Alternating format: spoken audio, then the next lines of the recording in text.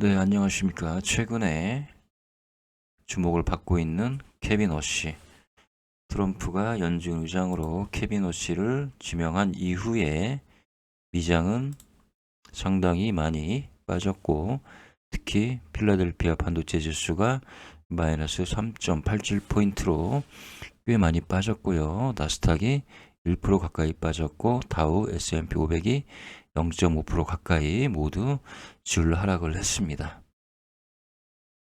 자, 거시경제 차원에서 분석을 해보면, 자, 케빈 어시라는 분은 매파의 성향에 가까운 분이다.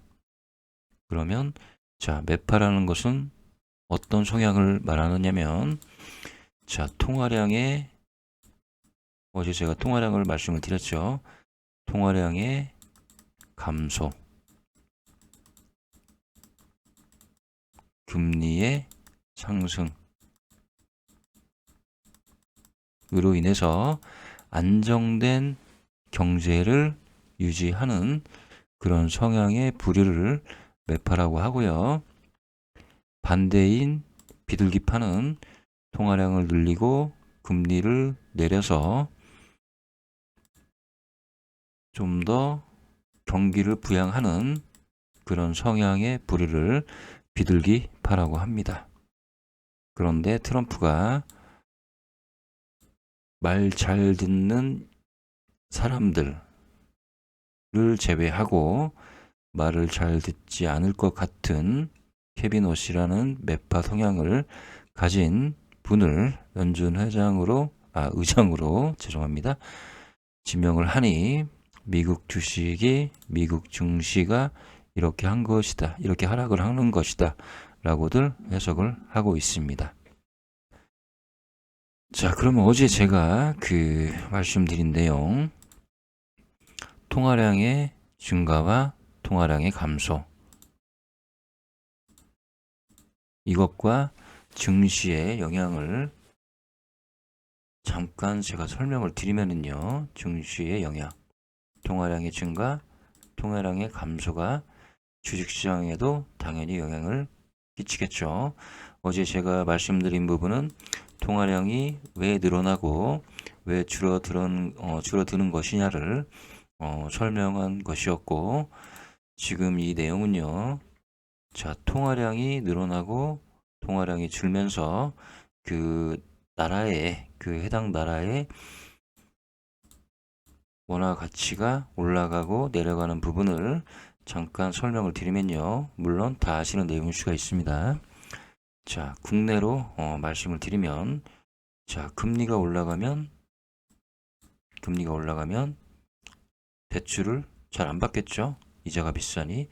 그래서 금리가 인상이 되면 대출의 축소로 통화량이 줄어서 원화 가치가 올라가죠. 왜냐하면 돈이 그만큼 대출의 축소로 덜 풀리기 때문에 원화가 희소해진다. 그래서 원화 가치가 올라갑니다. 자, 반대로 금리를 인하하면 대출의 증가. 자, 이자가 싸니까 대출을 많이 받으려고 하겠죠. 그래서 통화량이 늘어나죠. 대출을 많이 받으면 통화량이 늘어난다고 말씀을 드렸습니다. 그래서 원화 가치가 하락을 한다. 자, 반대로 미국도 마찬가지죠. 미국 금리의 인상은 역시 대출의 축소로 통화량이 줄어들어서 달러 가치가 올라간다. 자, 미국 금리의 인하는 대출의 증가로 통화량이 늘어서 달러 가치가 하락한다. 자, 그러면 케빈 어시는 매파의 성향을 가지고 있는 사람이다. 자, 그러면 미국 금리는 인하가 될 리는 별로 없을 것이다 라고 생각을 해서 결국에는 마찬가지 국내나 미국이나 같은 건데요. 대출이 축소가 되면서 통화량이 줄어들고 달러 가치가 올라간다. 즉 이 말은 주식시장에 안 좋은 영향을 끼칠 수가 있다라는 의미로 해석이 되는 것이고요. 자, 대출이 증가되고 금리를 내리면 돈이 많이 풀리는 거기 때문에 위험 자산에 돈이 가는 경향이 있다. 그래서 주식시장에 좋은 영향을 끼칠 것이다 라고들 해석을 합니다. 그래서 자, 통화량이라는 게 이래서 중요합니다. 통화량이라는 게 이래서 중요하다. 이 통화량을 알면 금리나 채권 이런 것들을 이해하면서 분석할 수가 있고 예측도 가능한 것입니다. 그래서 제가 어제 통화량을 설명을 드린 것입니다. 그러면 단순하게 이 이론에 접목해서 말씀을 드리면 자, 케빈 워시는 매파의 성향을 가진 사람이고 자, 금리 인하를 안 할 가능성이 높다라고 가정을 한다면 그러면 자, 미국의 통화량은 줄어들 것이고 달러 가치는 올라가지만 증시에는 좋은 영향을 끼치지 않을 것이다 라고 판단할 수가 있는 것입니다. 자, 그래서 어제 제가 통화량을 설명을 드렸던 것이고요. 자, 그러면 지금 현재 대한민국 주식시장에 어떤 영향을 미칠 것인가? 자, 기본적으로 대한민국 주식시장의 그 기준금리는 2.5고요. 미국 주식시장의 기준금리는 3.7입니다. 자, 미국보다 대한민국 주식시장의 기준금리가 훨씬 낮다.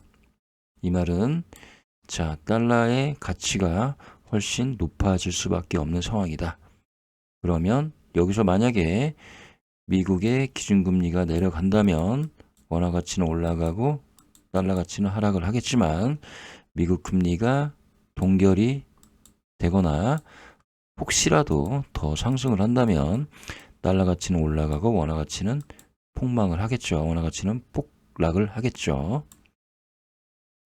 그러면 당연히 대한민국의 기준금리도 올라갈 수밖에 없는 것이고 기준금리가 올라간다는 것은 금리가 올라간다는 것이고 결국에는 주식시장에는 좋지 않은 영향이 있을 수밖에 없다. 자, 거시경제를 좀 이해하면서 주식을 하면 이런 내용으로 주식시장을 예측을 할 수는 있습니다. 그렇지만 이게 정답은 아니고 이론상은 이렇다라고 말씀을 드립니다. 정답은 아닐 수 있지만 이론상은 이렇다라고 말씀을 드립니다. 그래서 미장이 빠진 이유 곰곰이 잘 생각해보면 자, 케빈 워시라는 이 사람은 매파의 성향을 가진 사람이다. 즉 경제의 안정성을 도모하는 금리 인상이라든지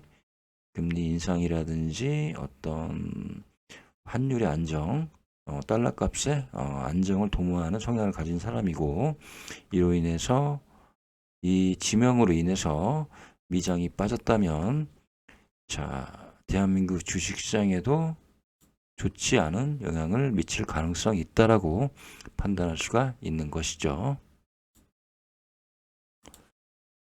자, 모르겠습니다. 주식은 예측이 불가능한 것이지만 예측을 그러니까 정답을 맞추는 것은 불가능한 것이지만 정답에 가깝게 예측은 할 수가 있다. 그래서 당장 월요일 날은 대한민국 주식시장이 하락할 가능성이 있다라고 저는 일단 이론상은 판단을 하고 있습니다.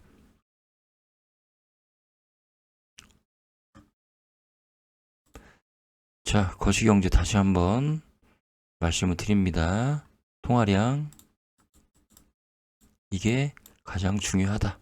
통화량이 중요하다. 어제 좀 제가 나름대로 쉽게 설명을 드렸지만 그 부분이 좀 이해가 좀 되시고 피와 살이 됐으면 좋겠는데요. 자, 통화량이 늘어나면 그 나라의 원화 가치는 하락하는 것이고 통화량이 줄어들면 그 나라의 원화 가치는 상승하는 것이다. 아주 기본적인 것인데도 기본적인 것인데도 늘 헷갈릴 수밖에 없는 그런 내용입니다. 그런데 이런 기본 틀을 머릿속에 담아 두신다면 어떤 경제 기사나 아니면 뭐 교수, 박사, 뭐 전문가들이 브리핑을 하는 그런 내용을 듣고 그 내용에 대해서 좀 이해가 좀 더 쉽지 않을까 그런 생각이 들어서요. 그래서 다시 한번 영상을 찍습니다. 자, 금리, 원화, 달러의 관계 어렵지 않습니다. 금리 인상은 대출의 축소고 대출의 축소는 통화량이 줄어든다. 즉 핵심은 통화량이 늘어나고 줄어드는 것이다. 돈이 많이 풀리고 돈이 적게 풀리는 그런 지렛대의 원리일 뿐이지 결코 헷갈릴 이유가 하나도 없습니다. 자, 여기까지 말씀을 드리겠습니다. 감사합니다.